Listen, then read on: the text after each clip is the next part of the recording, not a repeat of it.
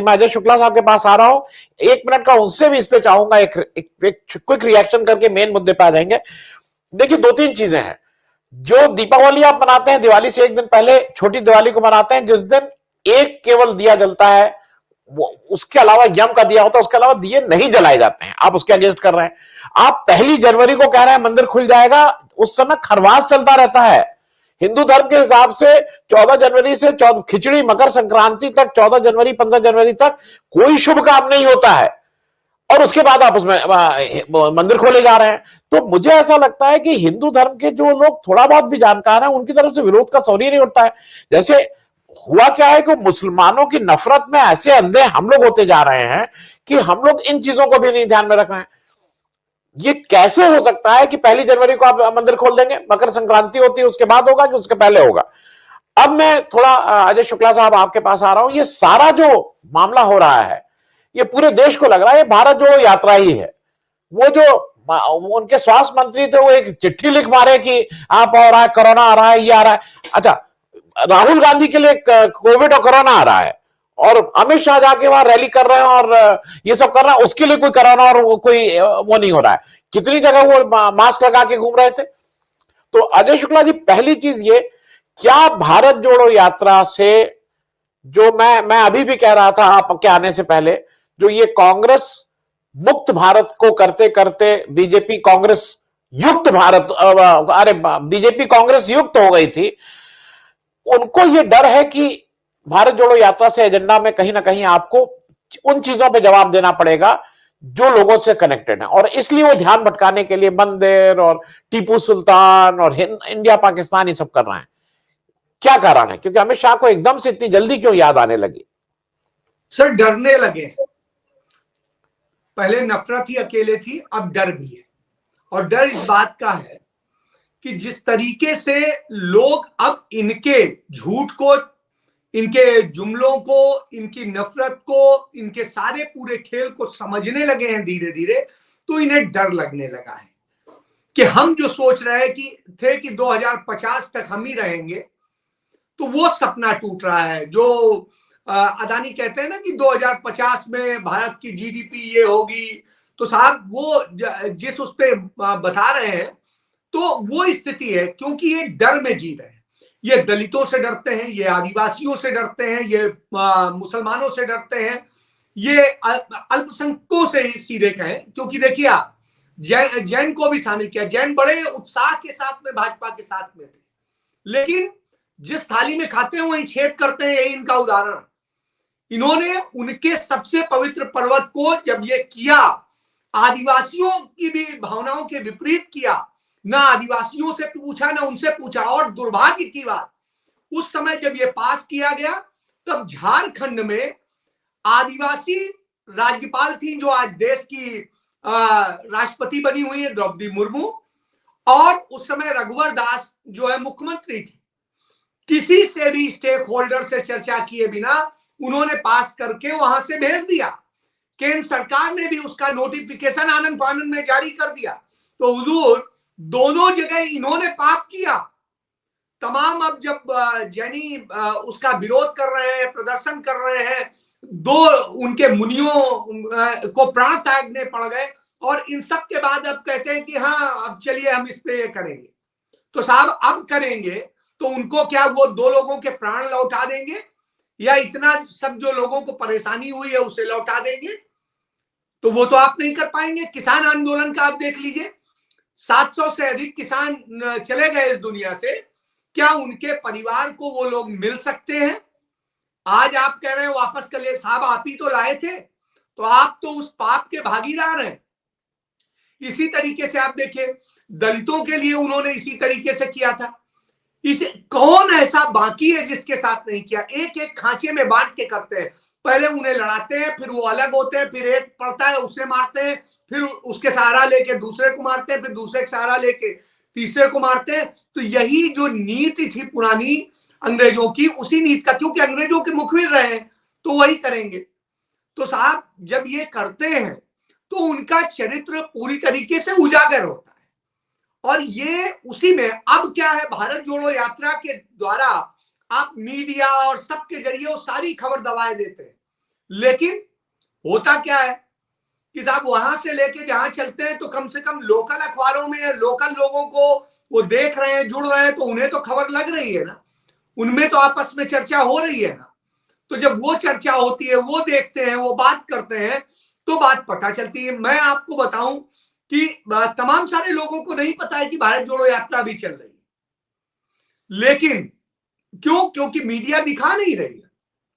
लेकिन अब जब उनके इधर आने को होता है तो ये क्या है भारत जोड़ो, तब वो पूछता है, तब उसे बताया जाता है, अरे भैया वहां से चल रही है कन्याकुमारी से और ये इतने दिन हो गए। कहता अच्छा। तब वो उसको पूरा सुनता है और संजीदा होता है। तो वो स्थिति है, इनको इससे खतरा हो गया, क्योंकि जनता से सीधे संवाद ये नहीं सोचते थे कि ये कर लेंगे, क्योंकि इनकी तो हिम्मत 10 किलोमीटर चलने की नहीं है। और जब कोई 3000 किलोमीटर से अधिक चल चुका हो तो अब ये इनके पास क्या बचा है। और दूसरी यात्राओं की प्लानिंग शुरू हो गई, जैसा कि मैंने आपको याद करिए 2 महीने पहले ही बताया था कि एक और यात्रा प्लान की जा रही है जो नॉर्थ ईस्ट तक जाएगी, और उस यात्रा के बारे में कल जयराम रमेश ने बता भी दिया। तो कमोबेश ये आप समझ लीजिए, क्योंकि उन्हें पता है कि अब जनता के बीच ही जाना पड़ेगा। आज पानीपत में आपको बताऊं, हमारे यहां से थोड़ी दूरी पे है, इतनी शानदार रैली हुई है कि जिसे कहेंगे एक शब्द में कहेंगे, आज पानीपत का मैदान लूट लिया। जो राहुल गांधी ने आज उसे जीत लिया। तो कमोबेश ये स्थिति है। तो आप ये समझिए पानीपत की लड़ाई तो आज उन्होंने जीत ली। और इसमें एक बड़ी चीज बताऊं कि राहुल गांधी से मिलने हार्वर्ड यूनिवर्सिटी के कुछ प्रोफेसर आए थे और वो लोग आए थे, उनके साथ चर्चा करते करते राहुल गांधी कहा उनके साथ थोड़ी देर बैठे, तो एक फैक्ट्री थी जो भाजपा के एक नेता की थी, और वहां किसी ने, वहां के लोकल के व्यक्ति ने वहां के सिक्योरिटी वाले से रिक्वेस्ट करी कि भाई वहां यदि खोल दो तो बैठ के वो चर्चा कर ले उनके साथ। तो वो जो फैक्ट्री है वो सरदाना भारतीय जनता पार्टी का और आरएसएस का पुराना है। उसको जब पता चला तो उसने कहा हाँ बिल्कुल खोल दीजिए, और वो खुद आया और उसने कहा राहुल गांधी से कि मैं देखिए भारतीय जनता पार्टी को करता हूं, लेकिन आपका नाम आने के कारण और भारत जोड़ो यात्रा के कारण मुझे इतनी श्रद्धा है कि मैं इसको खोल रहा हूं, आप आराम से बैठिए। और रोड इतनी टूटी हुई है जो कभी नहीं थी, हरियाणा की रोडें टूटी होती थी। आप समझिए स्थिति यह है कि वहां पर एक भारत यात्री चुटैल हो गया, उसको ज्यादा चोट लग गई, खून निकलने लगा, तो वहीं पे डॉक्टर बुला के उसका इलाज भी कराया गया। तो ये स्थिति है। तो आप इससे समझ सकते हैं कि लोगों में अब धीरे धीरे कितना वो बढ़ा है, और आज लोगों ने वहां कितना सपोर्ट किया। पानीपत के लोगों ने अपनी आज सारी दुकानें बंद कर दी और कहा यात्रा को हम समर्थन देंगे और उनके साथ जो है वो करेंगे। तो आप समझिए जहां पे भारतीय जनता पार्टी का बड़ा गढ़ है आज की डेट में, वहां पर यह स्थिति थी कि आज कांग्रेस हो रहा था बगैर किसी अशांति के। इससे बड़ी और क्या बात हो सकती है? यह इस बात का सबूत। और मैं आनंद जी एक और बात बताना चाहूंगा, राहुल गांधी की मां सोनिया गांधी हॉस्पिटलाइज्ड है। राहुल गांधी जब से दिल्ली से यात्रा पे निकले हैं तब से वो लगातार ये कर रहे हैं कि वो रात में अपने उसमें कंटेनर में रुकने की बजाय मां के पास अस्पताल में रात में जाते हैं और मां के साथ रात भर रहते हैं, और सुबह फिर आ जाते हैं अपनी यात्रा में शामिल होने। आज थोड़ा सा उनकी तबीयत ज्यादा गड़बड़ थी तो वो 2 घंटा आने में लेट हो गए, 2 घंटा लेट से यात्रा शुरू हुई। तो लेकिन इससे ये पता चलता है उस आदमी की संजीदगी क्या है। वो उस तरह का नहीं है कि कैमरा लेके मां को भी अस्पताल देखने जाए। भाई उसे ये नहीं है कि भरोसा नहीं है दूसरे लोगों पे कि भाई वो खींच देंगे फोटो। ना साहब, अपना ही कैमरामैन जाएगा, अपना ही सब जाएगा, वो तो रहेगा ही रहेगा। माता को हम देखें, चाहे माता को प्यार करें, चाहे जो कुछ करें, ये स्थिति है। तो आप समझिए, मैं एक मीम देख रहा था, स्थिति इनकी इतनी निकृष्ट हो गई है कि राहुल गांधी ने अपनी बहन को प्यार किया, उस फोटो को किस तरीके से गंदे तरीके से वो करके कर रहे हैं कि राहुल गांधी की हरकतें ये है कि साहब अपनी बहन के साथ में उनका मतलब, अब आप समझिए कितने गिरे हुए लोग हैं, कितनी गिरी सोच रखते हैं। इससे इनकी पूरी समझ में आए, इसलिए ये दिखाता है कि ये इतने घबरा गए। और इसीलिए वो अमित शाह कहते हैं कि भाई राहुल गांधी ने तो आपसे पूछा नहीं था कि कब क्या है, तो आप कह रहे नहीं राहुल बाबा बता दे कि टिकट करा ले। तो साहब टिकट तो आप कराओ, अब आपका वक्त आ गया है। जी जी, मैं बस चलते चलते समय वो हो गया। मैं अजय जी और आप सबसे एक बहुत छोटा सा सवाल अपनी जानकारी बढ़ाने के लिए ले लूं। मैं 6 भाई बहन है, और मैं इसलिए ये बात को कह रहा हूं क्योंकि ये लोग इस बात को बार बार उठाते हैं। मेरे माँ बाप को 6 भाई बहन कभी ये सोच भी नहीं सकते थे कि मेरा कोई माँ पिता कभी अकेले रहे। और ये मेरी मतलब हम हिंदू समाज से आते हैं भाई। हिंदू क्या, मुस्लिम समाज हो, क्रिश्चियन समाज हो, कोई अपने बूढ़े माँ बाप को अकेले छोड़ता है? उस शहर में रहने वाले, ये तो इनसे प्रश्न पूछना जाना चाहिए कि कौन से हिंदू का तुम मुझे हिंदू धर्म की शिक्षा दोगे और माँ बाप के प्रति जो कर्तव्य है उसको तुम निभाते नहीं हो? कौन सा ऐसा काम, आप ऐसा कौन सा काम करते हैं कि आप अपने साथ अपने अभिभावक को न रख सकें? भाई मैं सार्वजनिक रूप से बताऊं, मैं एक जमाने में सिगरेट पीता था स्कूल के दिनों में, और मेरे पिताजी को उनके साथ, वो जब भी कहीं होता था, अगर पैर में भी दर्द है तो हमारी मां से कहते थे अरे गंदी आदतें हैं तो ये सब होगा ही होगा, और मेरे पैर दर्द को भी वो सिगरेट से जोड़ते थे।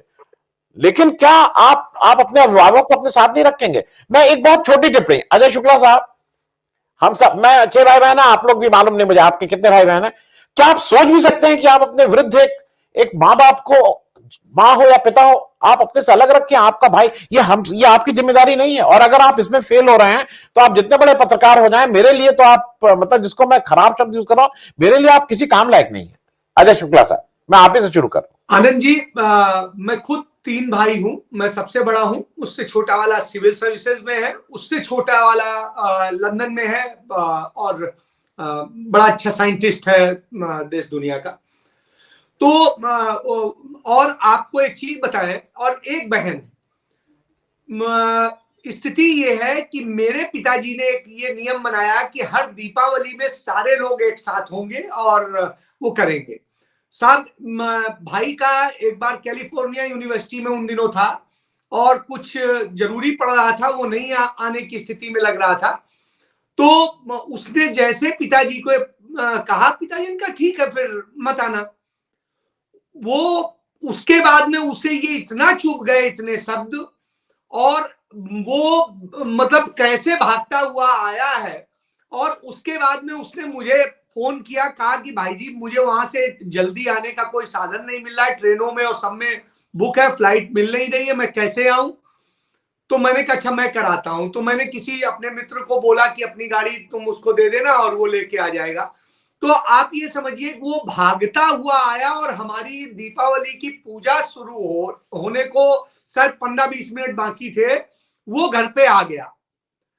तो मैं ये उदाहरण बताता हूं कि इतना असर होता है परिवार का, और ये चीजें, तो ये होता है। और मैं तो आपको एक बताऊं, 2017 में मैं नरेंद्र मोदी के गांव भी गया और उनके ससुराल भी गया, और दोनों जगह आपको कोई प्रशंसा करता नहीं मिलेगा।